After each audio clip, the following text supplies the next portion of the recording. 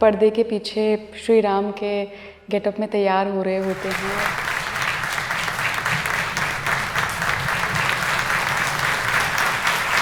जिस क्षण आप अपने आप को सामने देखते हैं, वो श्री राम की जो पवित्रता है, उनकी जो महानता है, आप खुद में कभी महसूस करते हैं? क्योंकि हम सब परमात्मा का ही तो अंश है। मुझे ऐसा लगता है इला कि ये जो आप बोल रहे हो अंश जो हम धारण कर, ये अभी भी मेरे अंदर है।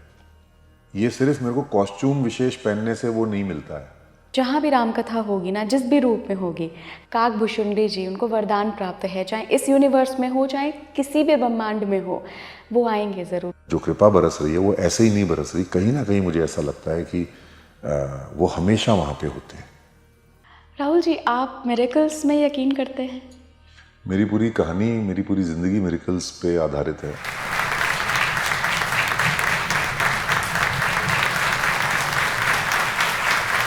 पहले शो में ऑडियंस पूरी बैठ गई थी, 1500 की कैपेसिटी का वो हॉल था, और 2 बजे वो शो शुरू होना था और पटाखा बोल गया और पूरी की पूरी हमारी एलईडी स्क्रीन बंद हो गई। सब लोग, हमारा मनोबल टूट गया और मैं स्टेज पे बैठ के मैंने हाथ जोड़े, मैंने प्रभु को बोला कि ये आपने करना है, ये आपकी गाथा है, अगर आप चाहते हो कि हम इसको मंचित करें आज, तो आप इस पे कुछ करो। मैं बता नहीं सकता कि विदिन 3 मिनट्स, मैंने आंखें खोली नहीं थी पूजा के बाद, मेरे टेक्निकल्स आके कहते हैं कि सर, और ऐसे देखा तो स्क्रीन ऑन। आप श्री राम, आशुतोष राणा जी रावण, दोनों की आवाज़ में जो एक पावर है,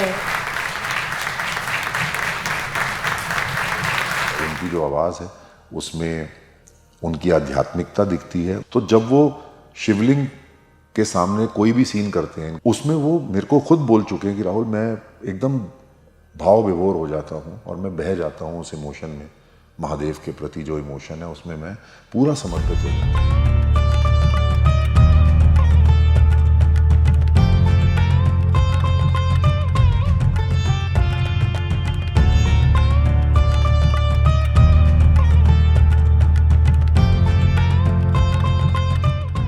नमस्कार भारत, आप देख रहे हैं स्पीकिंग ट्री। मैं हूं आपके साथ इला गोस्वामी। अगर आप राम भक्त हैं, अगर आप हनुमान भक्त हैं, अगर आप शिव भक्त हैं, तो इस पॉडकास्ट से आपकी नज़र नहीं हटेगी, क्योंकि आज हम बात करेंगे राम कथा पर। राम कथा क्या है, कैसे जन जन तक पहुंच रही है, कौन पहुंचा रहा है, और क्या मिस्टिकल एक्सपीरियंस होते हैं इस राम कथा के दौरान। आज हम बात करेंगे खुद उस व्यक्ति से जो हमारे राम नाम के प्ले में जिस राम कथा की बात करते हैं। अभिनेता हैं, खुद श्री राम का कैरेक्टर निभा रहे हैं, श्री राम को धारण किया है उन्होंने। आज उनकी आध्यात्मिक जर्नी को भी जानेंगे, साथ ही जानेंगे रावण के कैरेक्टर को, हनुमान जी को, और क्या जो हम शास्त्रों के द्वारा पढ़ते आए हैं, सुनते आए हैं कि काकभूषुंडी जी को आशीर्वाद प्राप्त है कि कहीं भी राम कथा होगी, किसी भी यूनिवर्स में होगी, वो वहाँ मौजूद हैंगे। क्या इस राम कथा में काकभूषुंडी जी आते हैं? चलिए आपको मिलवाते हैं प्रभु श्री राम से। प्रभु श्री राम मैं इसलिए कह रही हूँ क्योंकि जो भी व्यक्ति राम को धारण करता है, हम सब ईश्वर के ही अंश हैं। वो खुद राम बन जाता है, वो खुद शिव बन जाता है, और वो खुद कृष्ण बन जाता है। मैं बहुत बहुत स्वागत करना चाहूँगी, पहली बार स्पीकिंग ट्री से जुड़ रहे हैं, आप सभी से जुड़ रहे हैं, हमारे राम के श्री राम, जो कि हैं राहुल बुच्चल जी, मशहूर अभिनेता हैं, प्रोड्यूसर हैं, रनाउंड। बहुत बहुत स्वागत है आपका। अनेक अनेक शुक्रिया, अनेक अनेक धन्यवाद। जैसे आपने मेरा इंट्रोडक्शन दिया कि जहाँ पर भी राम कथा होती है वहाँ काकभूषुंडी होते हैं, लेकिन जहाँ पर भी राम कथा होती है वहाँ पे रावण का होना बड़ा लाजमी है, क्योंकि राम कथा तो कहेंगे सभी, पर रावण कथा का क्या होगा, क्योंकि अगर रावण रावण ना होता तो राम राम कैसे होता। रावण को जाने बिना राम का ज्ञान अधूरा ही होगा, क्योंकि राम से रावण और रावण से राम ही सदा पूरा होगा। राम भी तुम में है, तुम में ही रावण, दोनों तुम्हारे, अब किससे तुमको क्या लेना है, ये निर्णय है तुम्हारे। राम सत्य है तो रावण भी सत्य शाश्वत ही होगा, लेकिन सत्य हो मीठा ही, ऐसा सदा नहीं होता। कड़वे सत्य सुनाना भी तो काम तुम्हारा है इतिहास, कड़वे सत्य सुनाना भी तो काम तुम्हारा है इतिहास। इसीलिए लो रखो ये राम की रामायण अपने पास। बिल्कुल बिल्कुल राहुल जी, आपने स्क्रिप्ट लिखी है, इसकी प्रोड्यूस किया है, खुद श्री राम का आप कैरेक्टर निभा रहे हैं, श्री राम को धारण किया है आपने, तो कहीं ना कहीं ये आपको प्रारब्ध लगता है, ये कहीं पूर्व जन्मों का कुछ कर्म लगता है कि आपको ही क्यों चुना गया? मुझे तो ऐसा लगता है कि मेरे सारे पितरों का जो जो अच्छे कर्म थे वो सारे प्रसाद रूप में मेरे को मिले हैं इस जन्म में। मेरे सातों जनरेशन्स, मेरे सारे एंसेस्टर्स जिन्होंने अच्छे कर्म किए अपने जीवन में, लोगों के लिए, समाज के लिए जो कर्म किए, उन सब का एक प्रसाद घोट करके प्रभु ने मेरी झोली में डाल दिया है। इससे बड़ा और इससे ज़्यादा मैं प्रभु का शुक्रिया अदा नहीं कर सकता। तो ये बिल्कुल आपने सही कहा, ये जन्म जन्मांतर का जो प्रसाद है वो हमें मिला है। नहीं तो 750 करोड़ के विश्व की पॉपुलेशन में एक हमारे राम नाटक, जो विश्व का नंबर 1 राम जी पे नाटक बन गया है, उसमें राम जी की भूमिका मुझे निभाने का मौका मिला, मेरा चयन हुआ, प्रभु ने स्वयं चयन किया। ये अपने आप में भक्ति और हमारी साधना नहीं या उनका प्रसाद नहीं तो और क्या है। मेरे को ऐसा लगता है शिद्दत के साथ तो मैं ज़रूर जुड़ा हूँ, लेकिन डायरेक्टर इसके श्री गौरव भारद्वाज हैं और इन्होंने इस प्ले को बहुत प्यारे तरीके से डायरेक्ट किया। एक 34 वर्ष का लड़का है, मैं लड़का ही कहूँगा, और उसने बहुत शिद्दत से, बहुत मेहनत से 6 महीने 7-8 महीने लगा के उसने ये सारा डिज़ाइन किया, सारा बनाया और हमें डायरेक्शन दी, और आज ये प्ले हिंदुस्तान का नंबर 1 प्ले होके निकला है। तो इसमें गौरव का बहुत बहुत अहम भूमिका है एज ए डायरेक्टर। और राइटर, जहाँ तक आपने बोला, मैं इसका को राइटर हूँ। एंड इसके एक और राइटर जो मेन डॉक्टर नरेश कात्यायन हैं, जिन्होंने इसको पोइट्री में कन्वर्ट किया पूरे प्ले को, और स्क्रिप्ट मेरी लिखी हुई है, लेकिन जो प्ले की जो भाषा है वो पोएटिक वे में सारे डायलॉग्स डिलीवर होते हैं। वो डॉक्टर नरेश कात्यायन जो लखनऊ से हैं और राष्ट्रीय कवि हैं, उन्होंने इसको लिखा। और बस बाकी प्रभु की लीला है, प्रोड्यूस करने का मौका उन्होंने मुझे दिया और अपना पात्र निभाने का, अपना कैरेक्टर निभाने का मौका दिया, मेरा चयन किया। इसके लिए मैं प्रभु श्री राम और हनुमान जी महाराज का अनेक अनेक शुक्रिया अदा करता हूँ कि आज मैं आप लोगों के सामने हूँ। और सबसे बड़ी बात, इस प्ले में आशुतोष राणा जी जो हैं वो रावण की भूमिका में आपको नज़र आते हैं, और ये अपने आप में एक अविस्मरणीय चीज़ है। ना आज से पहले कभी इतना भव्य रावण किसी ने देखा, और मुझे नहीं लगता कि आज के बाद कोई भी इतना भव्य रावण किसी भी प्ले में या किसी भी प्लेटफॉर्म पे देख पाएगा। इनफैक्ट मैं जब देख रही थी ना वो सीन कि वो शिवलिंग पे जब वो पूजा करने जाते हैं, वो लग ही नहीं रहा था कि कोई थिएटर हो। नहीं, वो है ही नहीं। आशुतोष राणा जी का जो समर्पण है प्रभु श्री राम पे और जो देवादिदेव महादेव के प्रति जो समर्पण है वो अविस्मरणीय है। ऐसा समर्पण, ऐसी साधना जो वो करते हैं, और आज से नहीं कर रहे ये, मेरे को ऐसा लगता है कि जन्म जन्मांतर से उनके अंदर महादेव के प्रति जो समर्पण है और जो साधना है और जो भक्ति है, वो कोई सोच भी नहीं सकता, कोई इमेजिन नहीं कर सकता कि इतनी ज़्यादा भक्ति उनके अंदर है। तो जब वो शिवलिंग के सामने कोई भी सीन करते हैं, इनके 3-4 सीन्स हैं आशुतोष जी के शिवलिंग के साथ, उसमें वो मेरे को खुद बोल चुके हैं कि राहुल, मैं एकदम भाव विभोर हो जाता हूँ और मैं बह जाता हूँ उस इमोशन में। महादेव के प्रति जो इमोशन है उसमें मैं पूरा समर्पित हो जाता हूँ। वो दिखता भी है, क्योंकि कोई फेक कर ही नहीं सकता। और उस लेवल के जो एक्टर हैं वो कभी फेक नहीं कर सकते। वो जीते हैं, महादेव को जीते हैं, वो महादेव के लिए समर्पित हैं, तभी वो ये निकाल पाते हैं जिसको आप लोग कला कहते हैं और वो उसको भक्ति और साधना कहते हैं। आप श्री राम, आशुतोष राणा जी रावण, दोनों की आवाज़ में जो एक कहते हैं ना कि जो एक बेस है, जो एक पावर है, हम जनरली जब भी हम राम कथा सुनते हैं तो रावण को एक नेगेटिव कैरेक्टर, रावण के उन गुणों को नहीं देख पाते हैं। हम हमेशा एक रावण को बहुत ऐसा व्यक्ति मान लेते हैं जो एक राक्षस था, जो सीता जी का हरण करके लेके आ गया था। आपने सामने से जिया है उस कैरेक्टर को, श्री राम के रूप में सामने से देखा है, आशुतोष राणा को रावण के रूप में। कैसे देखते हैं आप दोनों को? आशुतोष राणा जी एक आध्यात्मिक रावण है, जो वो भूमिका निभाते हैं वो एक आध्यात्मिक रावण की भूमिका निभाते हैं। मुझे ऐसा लगता है कि रावण को हमने अनेक अनेक टेलीस्कोप्स के थ्रू देखा है, आपने किसी माध्यम से देखा होगा, मैंने पहले किसी माध्यम से देखा, लेकिन जब आशुतोष राणा जी ने ये बीड़ा उठाया कि मैं रावण की भूमिका निभाऊंगा, वो बचपन से करना चाहते थे रावण की भूमिका। अच्छा। तो जब वो बहुत शुरुआत से उनका ये रुझाव था कि मैं किसी अच्छे बड़े मंच पे अच्छे प्रोडक्शन हाउस के साथ मैं रावण की भूमिका निभाना चाहता हूँ।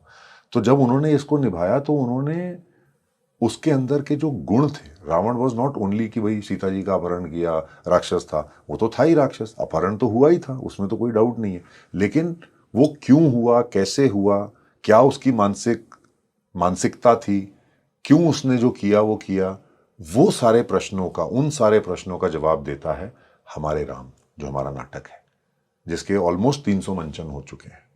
और ये सारे के सारे मंचन लगभग 14 महीने में हुए।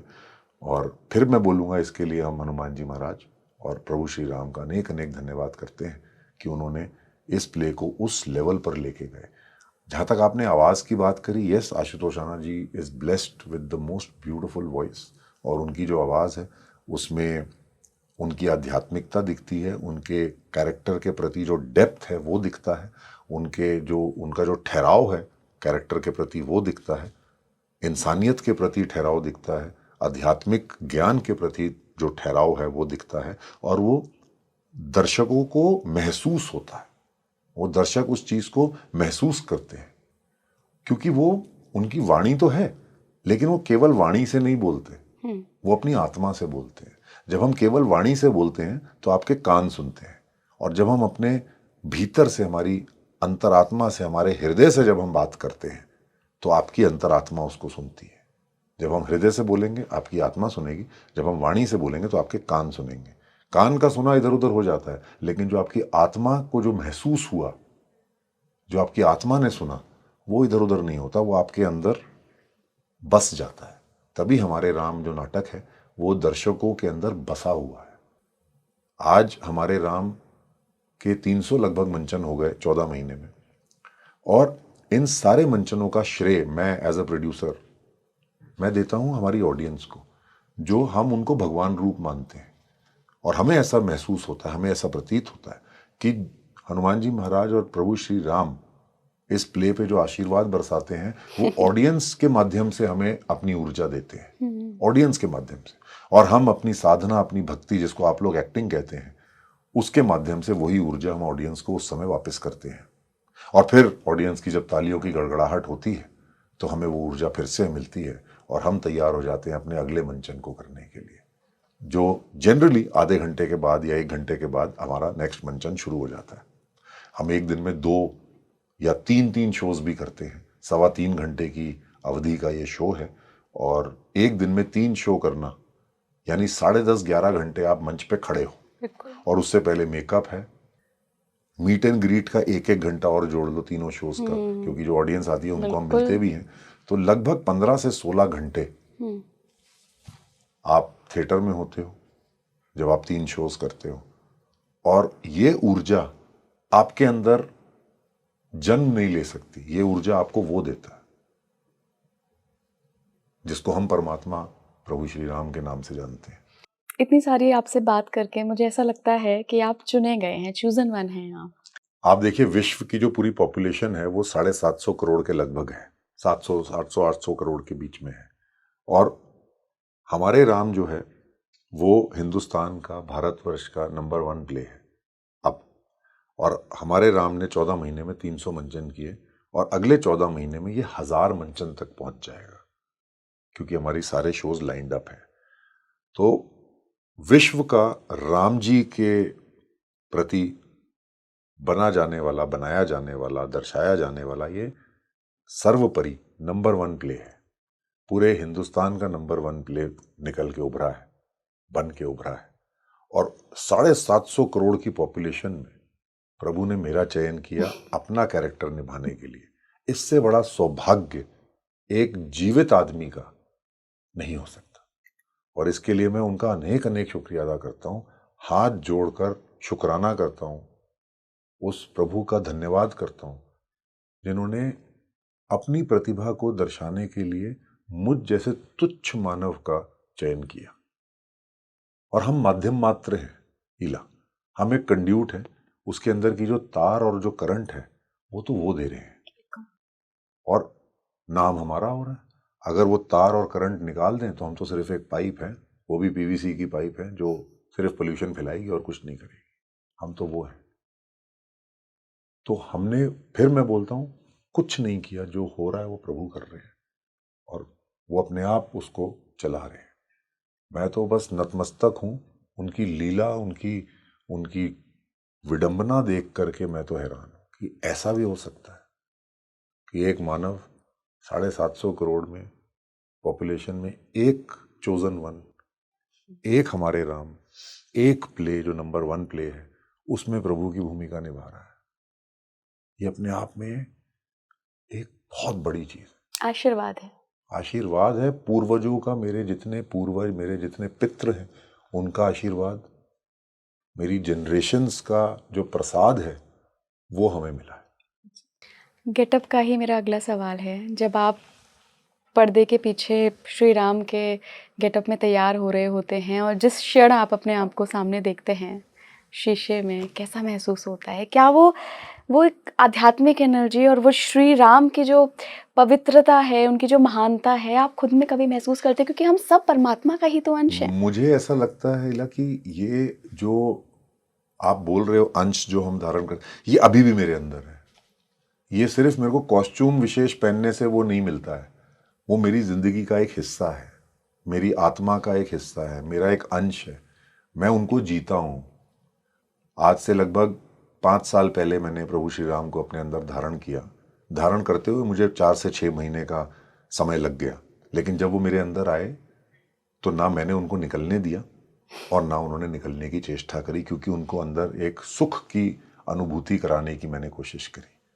जब आप मंदिर में किसी मूर्ति को रखते हो तो आप मंदिर को पूरा साफ करते हो, दिन में 4-4 5-5 बार उसमें झाड़ू और पोछा लगता है।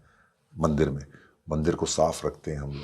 हम कोशिश करते हैं कि प्रभु की प्रतिमा जहाँ पड़ी है, जहाँ रखी है, जहाँ पे प्रभु की प्रतिमा रखी है, जिस स्थान पर रखी है, उस स्थान को हम अपने अश्रुओं से भी धो सकते हैं। वैसे ही जब प्रभु की मूरत मेरे अंदर स्थापित हो गई तो मेरा ये मानना है कि मुझे अपने चित्त, अपने चरित्र और अपने चिंतन में सिर्फ उनका ध्यान और वास करना चाहिए और रखना चाहिए, ऐसा मेरा मानना है। और मेरे को अपनी आत्मा को, अपने शरीर को, अपनी बुद्धि को, अपने चित्त और चरित्र को इतना पवित्र रखना है कि वो प्रभु श्री राम मेरे अंदर से कभी निकले ना। फिर 5 साल पहले हुआ क्या? क्योंकि आप अभिनेता हैं, कला से जुड़े हुए हैं। 5 साल पहले अचानक मैं से अयोध्या जी की रामलीला में पहली बार मैंने प्रभु श्री राम की भूमिका निभाने की चेष्टा करी थी। कोविड का वर्ष था 2020 और विश्व की सारी रामलीलाएं बंद हो गई थी। वो वर्ष ऐसा था, आपको पता ही है, दोबारा कभी ना आए, ऐसा हमारा भगवान से निवेदन है, अर्जी है। तो उस समय अयोध्या जी की रामलीला नाम से एक रामलीला बड़ी प्रसिद्ध हुई और उसको यूपी गवर्नमेंट ने परमिशन दी कि आप इस रामलीला को आप कर सकते हैं, अयोध्या जी में कर सकते हैं, लेकिन इसमें ऑडियंस नहीं आएगी, क्योंकि उस टाइम सोशल डिस्टेंसिंग और ये सारे नॉर्म्स थे। तो जो प्रोड्यूसर्स हैं उन्होंने मेरा चयन किया कि आप इसमें प्रभु की भूमिका निभाएं। मैंने बोला कि मैं अपने आप को प्रभु रूप में तो देख ही नहीं सकता, क्योंकि मैं बाकी कैरेक्टर्स कर रहा था, मैं और भी प्लेस कर रहा था, कभी एक आध मूवी भी करी मैंने, तो वो अलग अलग चीज़ें करता था। बट मेरे को कभी ये महसूस नहीं हुआ कि मैं प्रभु की भूमिका निभाने की मैं कभी चेष्टा भी कर पाऊंगा या मैं कभी समर्पित हो पाऊंगा उतना उस लेवल का कि मैं उनको अपने अंदर धारण कर पाऊँ। लेकिन जो प्रोड्यूसर थे बॉबी मलिक, उन्होंने ये जिज्ञासा जताई कि नहीं आप ही करेंगे, और उन्होंने मीडिया में अनाउंस कर दिया एक प्रेस कॉन्फ्रेंस के माध्यम से। मुझे पता भी नहीं था। फिर वो मेरे घर आए और बैठे और उन्होंने बोला कि सब हो जाएगा, आप बस हाँ कीजिए, तब तक मैं यहाँ से जाऊँगा नहीं जब तक आप प्रभु की भूमिका निभाने के लिए हमें अपनी रजामंदी नहीं देंगे। तो उसकी जिद पे मैं भाव विभोर हो गया और मैंने कहा ठीक है, मैं कोशिश करूँगा, लेकिन वादा नहीं करता, अगर मैं कर पाया तो मैं करूँगा। तो उन्होंने बोला ठीक है। फिर उन्होंने मेरे को अयोध्या जी में, अयोध्या की रामलीला ब्रांड है, नाम है रामलीला का, अयोध्या की रामलीला, उसमें मेरे को पहली बार 2020 में मौका मिला कि मैं प्रभु की भूमिका निभा पाऊँ। और पहले दिन जब मैंने मंच पे कदम रखा और आज तक मैं उस मंच से फिर हट नहीं पाया। मैं उससे दूर नहीं हो पाया, उससे जुदा नहीं हो पाया। मुझे लगता है कि ये सारा जो आज हमारे राम का जो एनर्जी है, जो भाव विभोरता है, जो हमारा समर्पण है, वो कहीं ना कहीं अयोध्या जी से ही हमें मिला। कहीं ना कहीं अयोध्या जी में रामलला ने हमें ब्लेस किया और प्रभु श्री राम ने ये आशीर्वाद दिया कि अब मैं इसको कर सकता हूँ। और मैंने उसके बाद 5 साल मैंने अयोध्या जी की रामलीला नहीं छोड़ी। चाहे हमारे राम भी मैं करता रहा, लेकिन मैं अयोध्या जी की रामलीला में हर बार जाता हूँ। इस बार भी जा रहा हूँ, चाहे शायद 2 दिनों के लिए ही जा रहा हूँ, लेकिन इस बार पूरे 10 दिन तो नहीं रह पाऊंगा मैं, क्योंकि हमारे शोज लगे हुए हैं हमारे राम के। लेकिन एक बार तो ज़रूर जाऊंगा और 2 दिन का मंचन करके आऊँगा। ऐसा मेरा प्रभु के से निवेदन है और मेरी अर्जी है कि मेरे को मौका फिर से दिया जाए कि मैं वो निभा पाऊँ। तो इसलिए मैंने आपको 5 साल बोला कि 5 साल पहले प्रभु को मैंने अपने अंदर धारण किया, और उस समय 5 से 6 महीने लग गए, लेकिन उसके बाद तो ना वो निकले और ना मैंने उनको निकलने दिया। वो कथा मैं आपको बता ही चुका हूँ। डिवाइन ग्रेस है आपके ऊपर, क्योंकि जिस समय लॉकडाउन लग रहा है, कोविड जैसी महामारी आ रही है, लोग मेंटली इतना परेशान है, प्रभु राम ने आपको अयोध्या बुला लिया, चुन लिया। आप ये देखो एक ट्रांसफॉर्मेशन है ये। आप ये देखो कि जब हम गए तो हमें किस बेसिस पे परमिशन मिली थी? योगी गवर्नमेंट ने हमें परमिशन दी इस बेसिस पे कि आप ऑडियंस को नहीं दिखा सकते। तो हमारी साधना आप देखो कि हम मंच पे अकेले परफॉर्म करने के लिए तैयार हो गए। मोटिवेशन कहाँ से आया? अब मैं यही आपको कहने की कोशिश कर रहा हूँ। तो हमने बस अपने आप को उनके ऊपर छोड़ दिया प्रभु पे कि नहीं, अब हम जा रहे हैं और अब हम करेंगे। और जब हमने करना शुरू किया तो जाने कहाँ से दूरदर्शन और प्रसार भारती वहां पे पहुंच गए और उन्होंने बोला कि हम इस रामलीला को कवर करेंगे। तो उन्होंने 8 कैमरा सेटअप से उस पूरी रामलीला को कवर किया और पूरे विश्व में डीडी नेशनल के माध्यम से और प्रसार भारती के माध्यम से पूरे विश्व में उस रामलीला का लाइव प्रदर्शन हुआ। डीडी नेशनल पे अमेरिका में भी बैठा इंसान देख रहा था और हिंदुस्तान और ऑस्ट्रेलिया में भी बैठा इंसान देख रहा था। और पहले साल हमें लगभग 15 करोड़ की व्यूअरशिप मिली। 15 करोड़, मतलब ये अविस्मरणीय चीज है। हम तो गए थे 0 ऑडियंस के सामने करने, और प्रभु की लीला देखो। हम कुछ सोचते हैं, प्रभु कुछ और सोचते हैं। तो लेकिन ये अच्छी बात है ना कि आप बिना स्वार्थ के गए थे। श्री कृष्ण कहते हैं ना गीता में कि फल तुम्हारे हाथ में नहीं है बेटा, कर्म करो। तो वही हमने किया, हमने कर्म किया और हमने सोचा भी नहीं कि फल मिलेगा, क्योंकि फल की तो मतलब ना आवश्यकता थी, ना उसकी हमने योजना बनाई, ना गुंजाइश थी, हो ही नहीं सकता था। ऑडियंस हमें पता था, परमिशन ही उसी बेस पे मिली थी कि कोई ऑडियंस नहीं आएगी। तो जब हम वहां गए तो इन्होंने उसको लाइव किया रामलीला को दूरदर्शन के माध्यम से, और 15 करोड़ लोगों ने उसको देखा। फिर उसके सब्सिक्वेंट ईयर जो 2021 आया, उसमें लगभग 24 करोड़ की व्यूअरशिप आई। फिर से दूरदर्शन आया, उस टाइम लोग भी आए, पब्लिक भी थी, कोई 700-800 हज़ार लोग देखते थे हर रोज हमारी लीला को। 2022 में 35 करोड़ लोगों ने देखा, 2023 में 45 करोड़ लोगों ने देखा, और ये सिलसिला अब चलता ही जा रहा है। इस बार की रामलीला का हमारा आश्वासन है और विश्वास है, जो हमें आश्वासन मिला प्रभु से, और जो विश्वास हमारा है कि इस बार 55 करोड़ का जो आंकड़ा है वो पार होगा। तो ये अपने आप में उनकी कृपा ही तो बरस रही है, और क्या है, और कुछ है ही नहीं है। जब भी राम कथा की बात होती है, चाहे वो अयोध्या की राम कथा हो, चाहे हमारे राम हो, आप इतने सालों से श्री राम का किरदार निभा रहे, राम कथा का हिस्सा हैं। मेरे पिताजी एक बात कहते हैं कि बेटा, जहाँ भी राम कथा होगी ना, जिस भी रूप में होगी, काकभूषुंडी जी, उनको वरदान प्राप्त है, चाहे इस यूनिवर्स में हो, चाहे किसी भी ब्रह्मांड में हो, वो आएंगे ज़रूर। आपने कभी उनकी आने को या उनकी एनर्जी को या किसी भी रूप में उनको महसूस किया है? मुझे ऐसा लगता है कि हम एक तुच्छ से मानव हैं, और हमें अगर उनकी अनुभूति हो जाए, काकभूषुंडी की अनुभूति हो जाए, तो हम अपने आप को बहुत ही सौभाग्यशाली मानेंगे।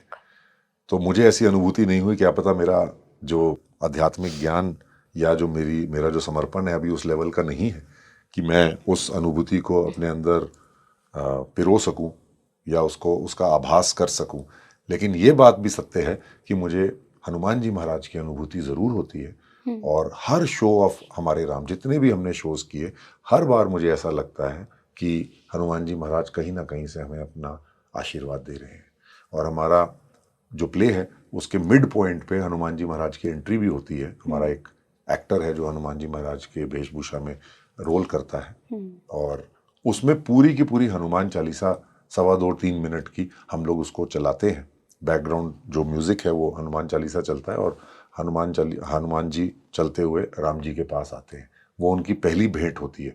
तो हनुमान जी जो हमारे जो एक्टर हैं वो ऑडियंस के अंदर से निकल के आते हैं और मैं प्रभु श्री राम की भूमिका में स्टेज पे खड़ा होता हूँ और मैं खड़ा रहता हूँ और हनुमान जी महाराज मेरी तरफ चल के आ रहे हैं और बैकग्राउंड में हनुमान चालीसा चल रही है इन फुल वॉल्यूम और पूरी ऑडियंस जो है उस समय वो भाव विभोर होती है और हाथ जुड़े होते हैं और एक एक आदमी और एक एक औरत ऑडियंस में सिर्फ हनुमान चालीसा का उच्चारण कर रहे होते हैं। तो वो अपने आप में ऐसा गूज़बम मोमेंट है कि अभी भी देखिए गूज़बम्स। मुझे भी अभी एक्चुअली मतलब मैं जबकि आपने आपने शो बताया नहीं और देखा, मैं इमेजिन कर रही हूँ जबकि पूरा। आपने प्ले नहीं देखा, आप जब इस प्ले को देखोगे और उसको आप महसूस करोगे तो आपको उनकी जो प्रेजेंस है हनुमान जी महाराज की वो आपको अपने साक्षात सामने ना दिखे तो मेरा नाम बदल देना, क्योंकि ये प्ले ब्लेस्ड है। इसमें प्रभु का आशीर्वाद, प्रभु की जो कृपा है, जो हनुमान जी महाराज का जो एक अम्ब्रेला है जो इस प्ले पे और जो कृपा बरस रही है वो ऐसे ही नहीं बरस रही। कहीं ना कहीं मुझे ऐसा लगता है कि वो हमेशा वहाँ पे होते हैं। नहीं तो 14 महीने में 300 टिकटेड शोज करना ये अपने आप में एक अद्भुत कृपा है।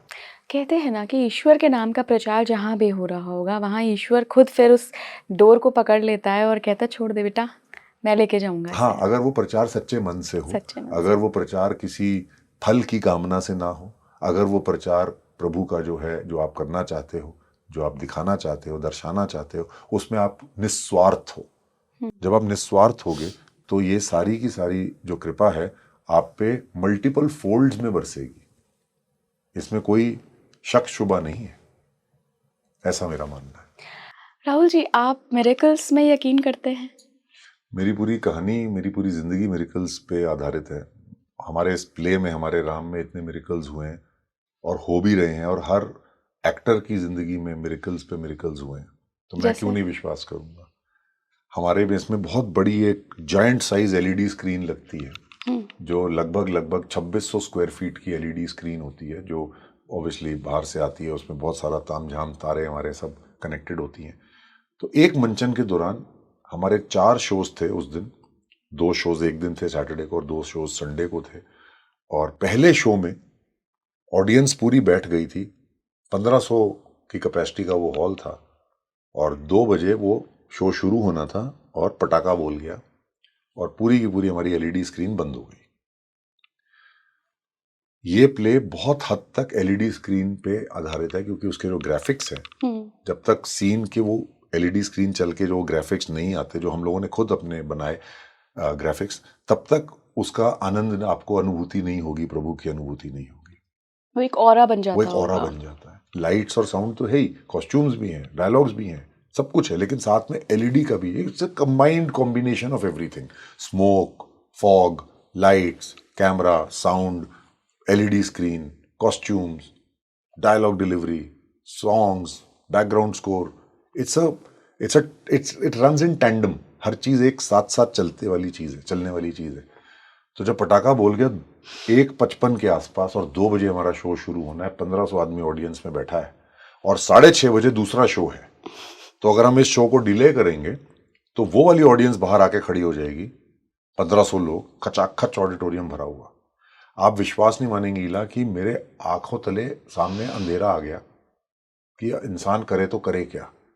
और जब मेरे टेक्निकल्स आए भागते हुए, उन्होंने बोला कि सर इसको कम से कम 1.5 से 2 घंटे लगेंगे क्योंकि ये फॉल्ट हो गया है, वो तार जल गई है।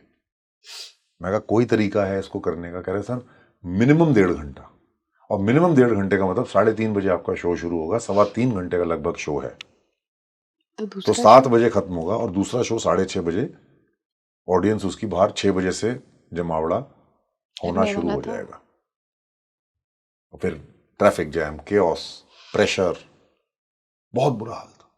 और 3:30 में भी वो होगा कि नहीं होगा अभी कुछ नहीं पता। आप बिलीव नहीं करेंगी, वो जो तार जली हुई थी, मैंने सिर्फ वहां पे, मैं स्टेज पे बैठ गया, सब लोग, हमारा मनोबल टूट गया और मैं स्टेज पे बैठ के मैंने हाथ जोड़े, मैंने प्रभु को बोला कि ये आपने करना है, ये आपकी गाथा है। अगर आप चाहते हो कि हम इसको मंचित करें आज, तो आप इसमें कुछ करो। मैं बता नहीं सकता कि विद इन 3 मिनट्स, मैंने आंखें खोली नहीं थी पूजा के बाद, मेरे टेक्निकल आके कहते हैं कि सर, और ऐसे देखा तो स्क्रीन ऑन।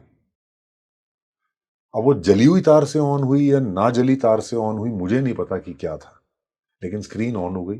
और मेरे टेक्निकल्स आके मेरे को बोलते हैं कि सर हमने ना ये जुगाड़ करके वो जुगाड़ करके इसको ऑन कर दिया, जबकि 2 मिनट पहले वो मुझे बोल रहे थे कि ये इम्पॉसिबल है। और जब हमने देखा भी तो पूरी की पूरी केबल जली हुई थी।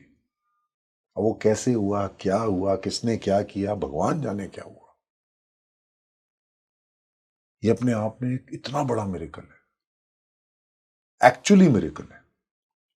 हम लोग महाभारत प्ले भी करते हैं, उसमें भी ऐसे एक बार टेक्निकल हुआ था, तो वो पूरा हमें शो ही कैंसिल करना पड़ा था, क्योंकि विदाउट एलईडी तो उसको दिखाने का, दर्शाने का कोई औचित्य नहीं है। हमारे हनुमान जी महाराज का जो लड़का रोल करता है, दानिश, वो 106 बुखार में था। 106 बुखार? 106 बुखार था उसको। और हम मुंबई में शो कर रहे थे, उसको बाद में पता चला डेंगू था। ओहो। 106 बुखार में उसने ड्रिप लगा करके यहां से वो जो कैलुला डालते हैं और ड्रिप उतारता था, यहाँ पे हाथ में लाल पट्टी बांधता था और हनुमान जी महाराज की भूमिका निभाता था। जब उसका सीन खत्म होता था तो वापस जाके ड्रिप लगा लेता फिर था। से ड्रिप लगा लेता था। एक रात पहले छोड़ो, पूरी रात और पूरा दिन वो हॉस्पिटलाइज था। वो उससे करवट नहीं बदली जा रही थी। करवट कैसे बदलता ना इंसान, करवट नहीं बदली जा रही थी। 2 बजे का हमारा एक बार शो था मुंबई में, और 1 बजे तक उस बंदे से हिला नहीं जा रहा था। उसके अंदर क्या स्ट्रेंथ आई, क्या उसके अंदर शक्ति आई, हमने सोच लिया था कि वो नहीं कर पाएगा, हमें कुछ और सोचना पड़ेगा। वो बंदा खड़ा हुआ, उसने अपने सारे वो निकाले और डॉक्टर को बोला, जी मेरा शो है, मैं जा रहा हूं। And he walked out of the hospital और ड्रिप लेके आया, कैलुला लगाया, उसने सीन किया, फिर ड्रिप लगाए, फिर सीन किया, फिर ड्रिप लगाए, बॉटल लगाए। और 106 बुखार, जब मेरा उसके साथ सीन होता है जिसमें राम जी और हनुमान जी महाराज आलिंगन करते हैं, मेरे को 3 फुट दूर से, ज्यादा नहीं, 3 फुट दूर से बुखार की स्मेल आ रही थी। जैसे बुखार की एक स्मेल होती है, वो आ रही थी। हीट भी महसूस कर रहे होंगे आप। 106 बुखार में था। तो ये मिरेकल नहीं तो और क्या है। ये अपने आप में ऐसी बहुत कथाएं हैं। हमारा एक एक्टर लास्ट, हम शैडो नहीं रखते। शैडो मतलब कि अगर मैं बाय चांस बीमार पड़ गया तो शैडो कैरेक्टर कोई नहीं है। मैं बीमार तो मैं बीमार, हनुमान जी महाराज बीमार तो कुछ नहीं हो सकता, जो भी वो रोल कर रहा है। लास्ट मोमेंट पे लड़की ने बोला कि सर मैं नहीं कर सकती, और कहां से एक दूसरी लड़की आके खड़ी हो गई कि सर मैं करती हूँ, मेरे को सारी लाइंस याद है। वो साइलेंट म्यूट कैरेक्टर करती थी दूसरी लड़की। हमने उसको एक दिन की ट्रेनिंग नहीं दी थी, और वो लड़की 1.5 से 2 घंटे का पूरा अपना जो सीन था, पूरा अपना जो शो था, वो कर गई।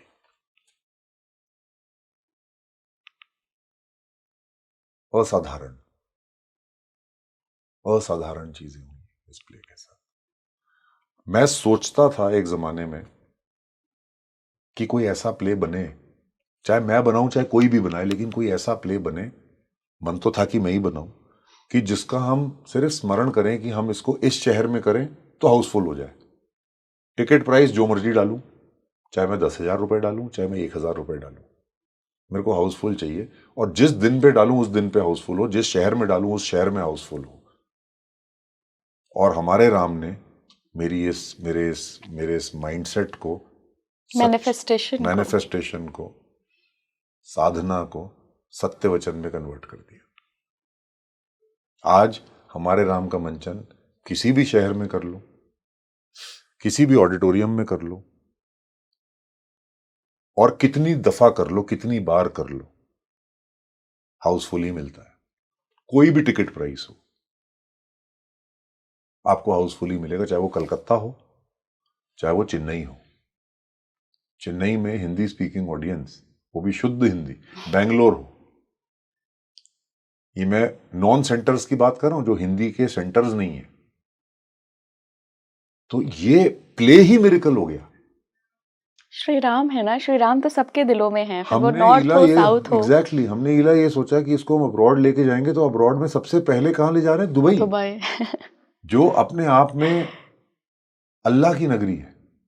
हम वहां लेके गए और वहां पे हमें ना केवल उन्होंने परमिशंस दी, बल्कि आज अगर आप प्लेटिनम टिकट्स खोलेंगी, वहां पर जो प्लेटफॉर्म है, टिकटिंग प्लेटफॉर्म, उसको खोलेंगी तो आप देखेंगी 6 में से 4 हाउसेस हमारे अभी से फुल है। अभी 20 दिन है शो के लिए। पहला शो 14 अगस्त को होगा and it is already Housefull. आप देख लीजिए। बिल्कुल, ये चमत्कार ही है। चमत्कार है। चमत्कार ऐसा नहीं है कि आपके आगे कोई चीज उड़ने और लगेगी ये या नहीं कुछ है होगा। कि हम किसी ऑर्गेनाइजर को ढूंढते हैं। आज की तारीख में कोई भी आदमी अगर अब्रॉड जाके शो करना चाहता है या कुछ भी करता है, चाहे वो बच्चन साहब हो, चाहे वो कोई सिंगर हो, चाहे वो कोई भी आर्टिस्ट हो, कोई भी हो, वो एक ऑर्गेनाइजर को ढूंढता है। हम किसी ऑर्गेनाइजर के साथ नहीं गए। मैं जैसे यहां पर शोज करता हूं खुद, हम लोग टिकटिंग प्लेटफॉर्म पे टिकट्स को डालते हैं, उसकी मार्केटिंग करते हैं, प्रेस कॉन्फ्रेंसेस करते हैं, प्रमोशन करते हैं और शो अपने आप बिकता है एडवर्टाइजिंग के माध्यम से। वैसे ही हमने अब्रॉड में सेम मॉडल अपनाया, वहां पर भी ऐसे ही बिकना शुरू हो गया, जबकि ऐसा पॉसिबल नहीं। वहां पे लोग टारगेट करते हैं कम्युनिटीज, ग्रुप्स, केंद्र, ऑर्गेनाइजर्स, संस्था, संस्थापक, सबको ढूंढते हैं। हमारे राम ने किसी को नहीं ढूंढा। प्रभु श्री राम ने अपनी यात्रा स्वयं तय करी है। उनकी यात्रा है। पूरे हिंदुस्तान में 300 मंचन और उसके बाद दुबई में मंचन, और दुबई से हमें इतना कॉन्फिडेंस आया इंटरनेशनल का कि अब हमने लंदन, बर्लिन और एम्स्टरडेम के ऑडिटोरियम्स को भी बुक कर दिया।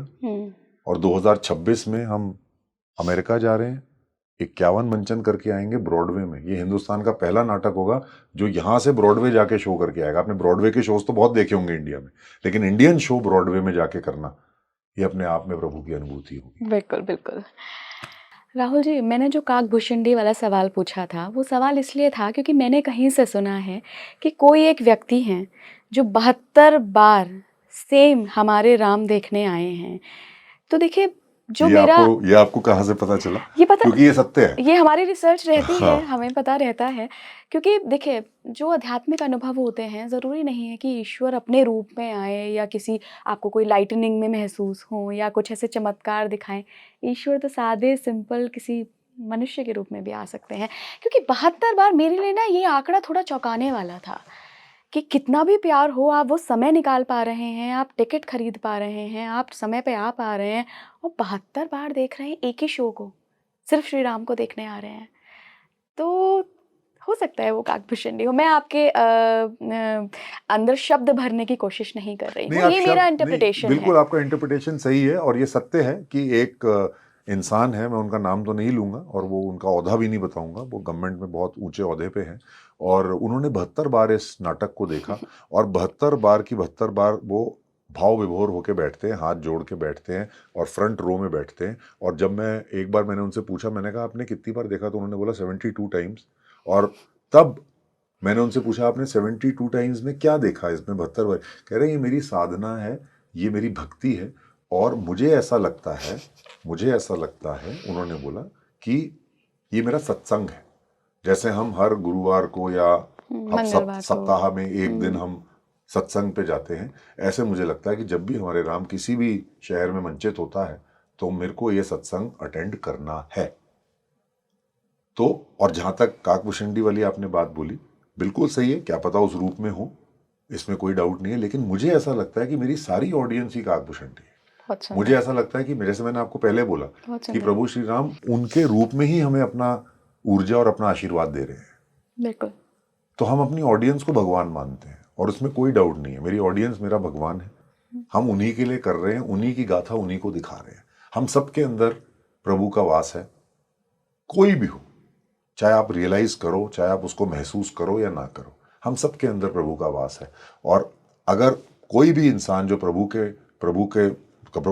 का वास जिसके अंदर है वो इस नाटक को देखता है, तो मुझे ऐसा लगता है हम उन्हीं के ऊपर समर्पित है, उन्हीं के प्रति समर्पित है। स्पीकिंग ट्री को सिर्फ भारत में नहीं, लोग कनाडा में, यूएस में, दुबई में, बहुत सारे इंटरनेशनल लेवल पे देखते हैं।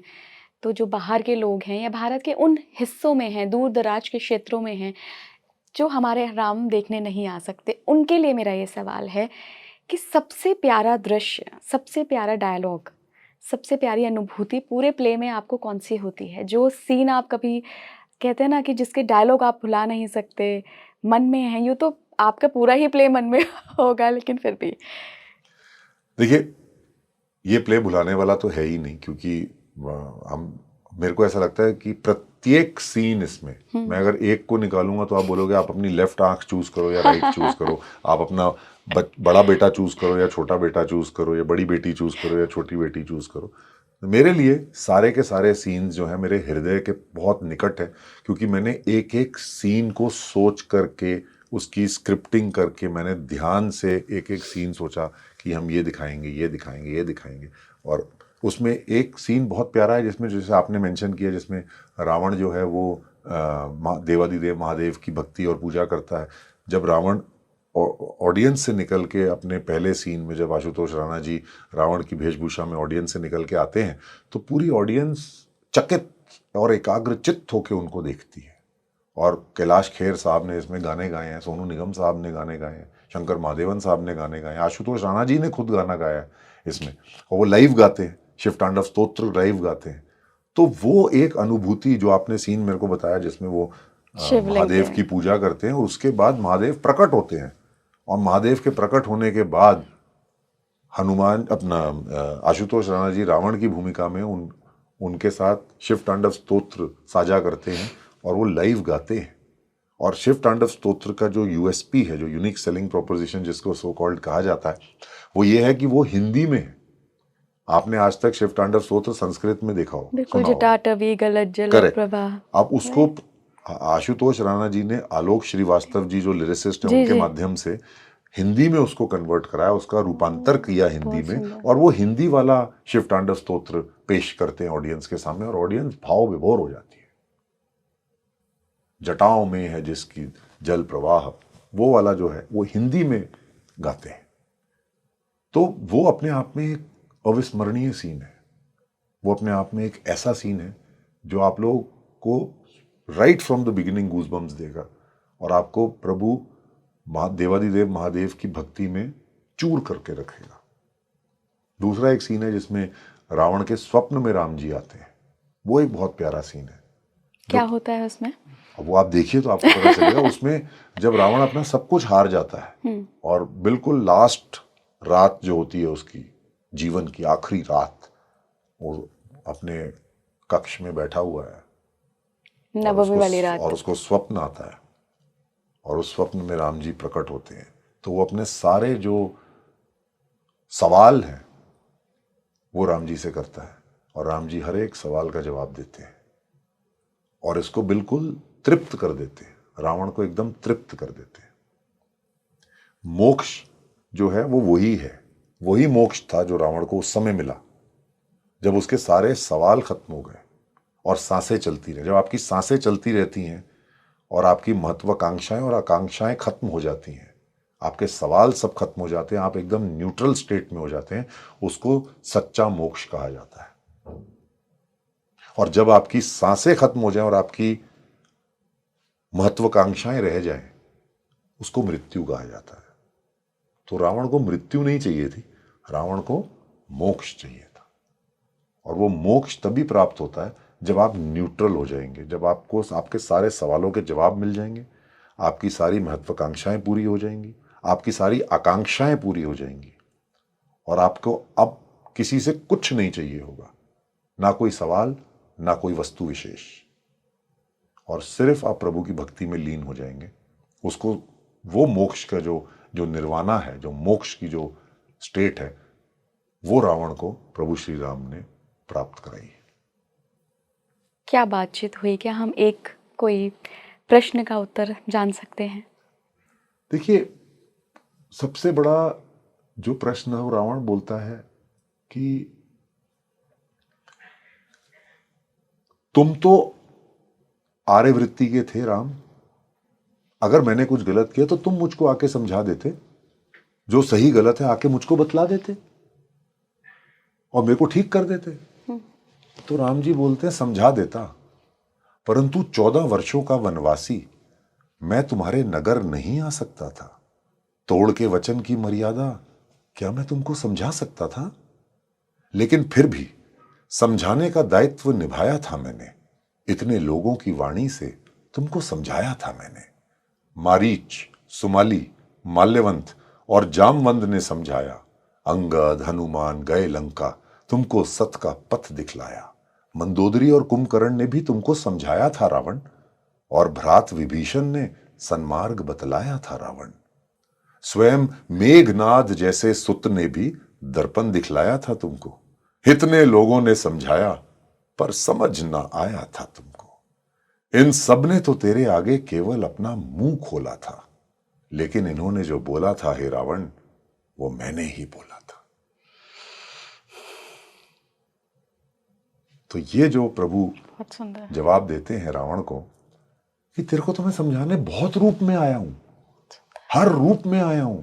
विभीषण ने भी जो बोला, मंदोदरी ने जो बोला, कुंभकर्ण ने जो बोला, इंद्रजीत तेरे पुत्र ने जो बोला, सब ने जो बोला, हनुमान, अंगद, सबको भेजा मैंने तेरे को समझाने कि सुधर जा।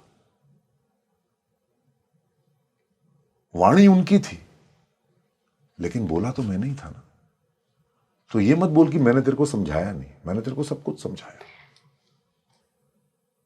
मुझे लगता है रावण कलयुग में या किसी भी युग में मनुष्य की वो स्थिति को दर्शाते हैं जहाँ हम भी तो ऐसा ही कहते हैं कि यार ईश्वर आपने तो बताया ही नहीं कि सही क्या है गलत क्या है, लेकिन आपके पास तो माध्यम के रूप में कितने लोग आते हैं, पहले माँ बाप, फिर पार्टनर, फिर कोई गुरुजन, हर कोई आके आपको समझाता है, लेकिन प्रवृत्ति तब भी नहीं बदलती। देखिए, हम कितने अवतार लिए विष्णु ने हमें समझाने के लिए, कितने अवतार लिए। बिल्कुल।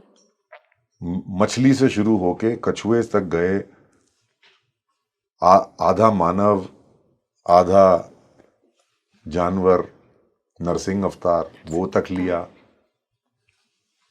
बच्चे का रूप लिया, बालक ब्राह्मण अवतार लिया, फिर केव मैन का अवतार लिया भगवान परशुराम, फिर राम जी का अवतार लिया। राम जी ने कभी नहीं बोला कि मैं भगवान हूं, और कृष्ण ने कभी नहीं बोला कि मैं इंसान हूं। राम ने बोला तू बैठ, मैं करके आता हूं, और कृष्ण ने बोला मैं बैठता हूं, तुम करके आओ।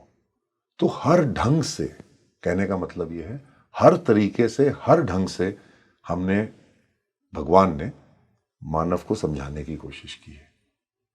अवतार ले लिए, अलग अलग कैटेगरीज के अवतार ले लिए। जैसे एवोल्यूशन की थ्योरी होती है वैसे इवॉल्व भी होते गए। बिल्कुल।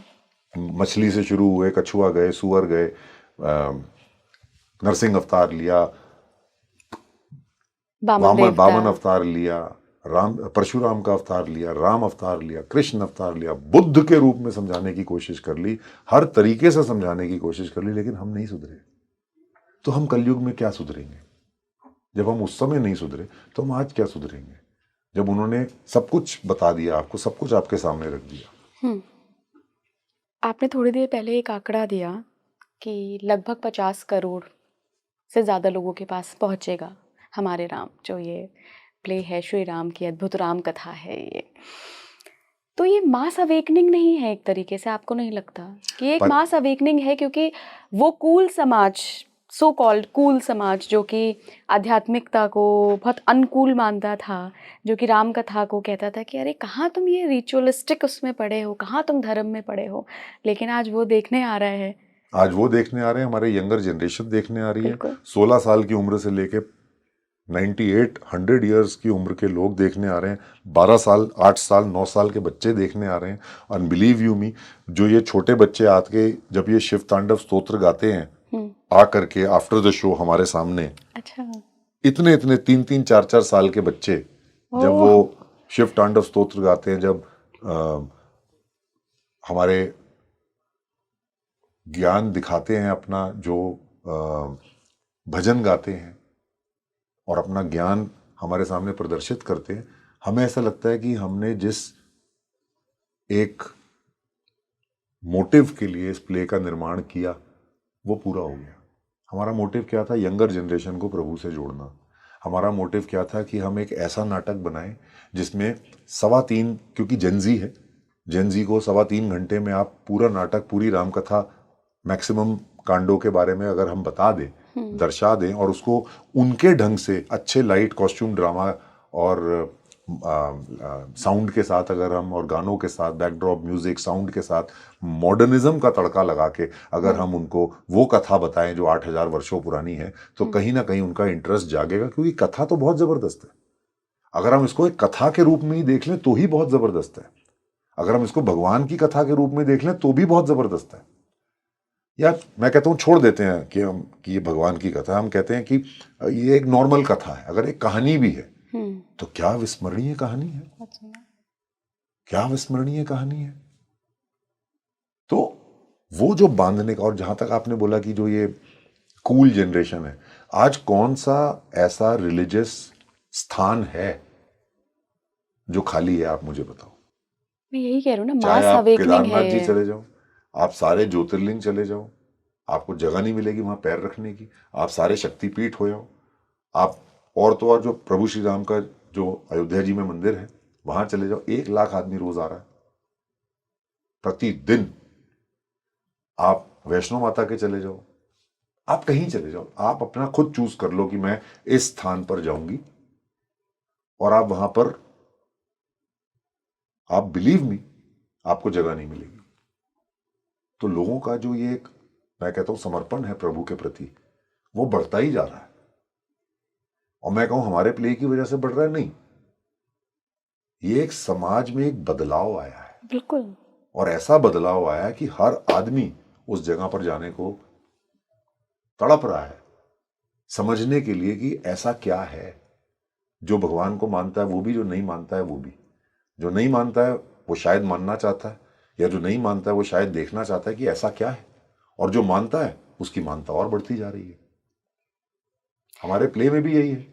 हम किसी को नहीं बोलते कि आप ये फॉलो करो या वो फॉलो करो, हम तो कथा सुना रहे हैं, हम कथावाचक हैं, लेकिन हम उस कथा को दर्शा रहे हैं, इलस्ट्रेट कर रहे हैं।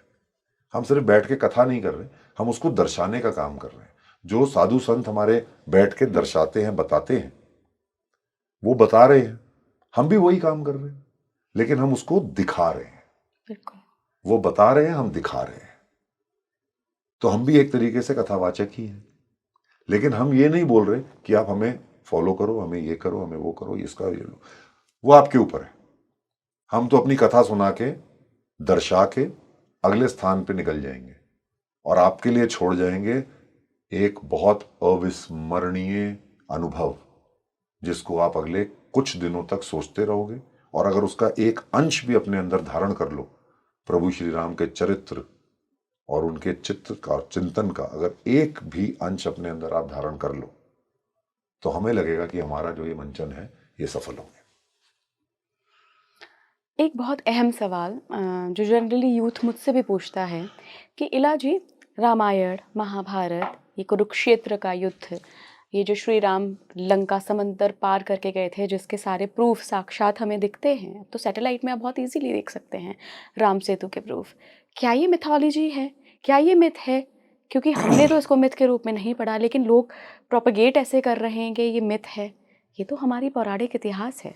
आपको क्या लगता है? देखिए क्या है, जो इस टाइप के सवाल पूछते हैं, जो इस टाइप की विचारधारा से अपने आप को जोड़ते हैं, उनसे आप, ऐसे बहुत से लोगों से अगर हम ये सवाल करें कि हमें अपने फोर फादर्स का नाम नहीं पता है, ग्रैंडफादर से ऊपर का नाम हमें नहीं पता है, और हम चलें प्रभु की गाथा पे और प्रभु की कहानी पे सवाल उठाने, उनसे पूछो उनके ग्रैंडफादर का क्या नाम है, वो नहीं बता पाएंगे। मोस्टली कुछ बता पाएंगे, लेकिन मोस्टली 99% जो पॉपुलेशन है वो नहीं बता पाएगी। जब उनको अपने ग्रैंडफादर के बारे में नहीं पता, अगर सपोज बाय चांस हाइपोथेटिकली वो ग्रैंडफादर का ग्रैंडफादर जिंदा होकर सामने आ जाए, तो बोलेंगे आप कौन हो भाई, यही बोलेंगे ना। तो जब वो ये बोलेंगे, आज के ज़माने में जब आज आर्काइव्स है, आज डिजिटाइजेशन है, आज मैन्युस्क्रिप्ट्स हैं, उस टाइम तो कुछ नहीं था। हनुमान जी महाराज ने तो पत्थर पे रामायण लिख दी थी, सबसे पहली रामायण तो वही थी, एक पत्थर पे लिख गए वो। अब वो कहां ढूंढोगे उस पत्थर को? तो जब आपको ये इन चीजों का स्मरण नहीं है तो आप क्या प्रभु की बातों पे, आप क्या प्रभु के बारे में आप स्मरण करोगे? इससे बड़ा कोई मेरे पास जवाब नहीं है ऐसे लोगों के लिए।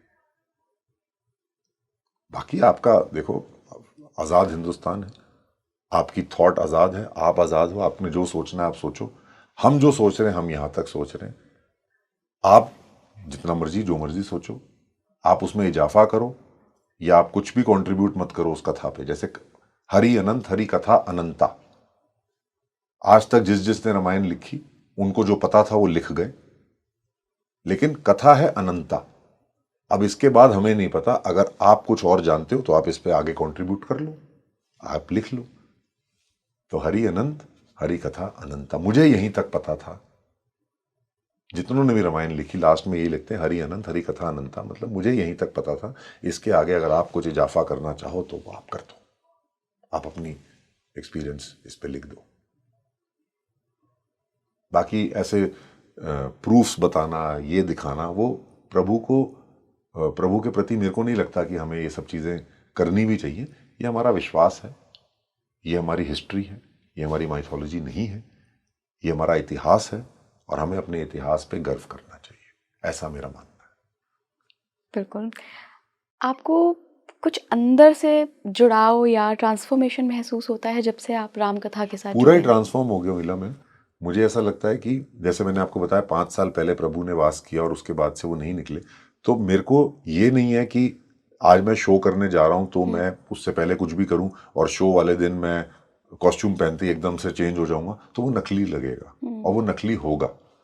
जब तक मैं अपने चित्त, चरित्र और चिंतन में प्रभु का वास नहीं करूंगा, चित्त, चरित्र और चिंतन में अगर उनका वास नहीं होगा तो वो दर्शाना इम्पॉसिबल है।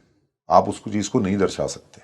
आप उसको तभी दर्शा सकते हो जब आप उस कैरेक्टर को जीवंत अपने अंदर महसूस करते हो और अपने हर एक्शन में, अपने हर रिएक्शन में आप वैसे ही रिएक्ट करोगे या एक्ट करोगे और अपने आप के अंदर एक 100% चेंज नहीं लाओगे, तब तक आप एक्टिंग कर रहे हो, आप उसको जी नहीं रहे।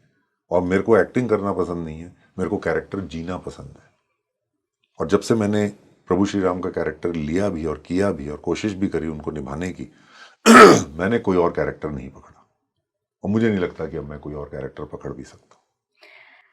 मेरे ना आदत कह लीजिए या एक ईश्वर की कृपा कह लीजिए कि जब भी कोई सामने मेरे बैठे होते हैं या कोई भी होते हैं, चाहे वो सेलिब्रिटी हो, चाहे वो एक आम इंसान हो, मैं नोटिस करती हूँ कि ये व्यक्ति जो बोल रहे हैं, जो उनके एक्शंस, स्पेशली उनके एक्शंस जो वो बोल रहे हैं। अभी आप हमारी सारी टीम के साथ इंटरेक्ट कर रहे थे, ऑफ द कैमरा हम सब बैठ के आपसे बातें कर रहे थे, सब जाहिर सी बात है पूरी टीम एक्साइटेड थी, हमारे राम आए हैं तो राम से उनका जुड़ाव है। खैर वो बात नहीं है। तो मैं नोटिस कर रही थी कि आप जो बोल रहे हैं वो आपके एक्शंस में भी दिख रहा है। ऐसा बहुत कम होता है कि आप जिस चीज़ को कर रहे हैं, जो चीज़ महसूस कर रहे हैं, वो आपके एक्शंस में भी दिखे।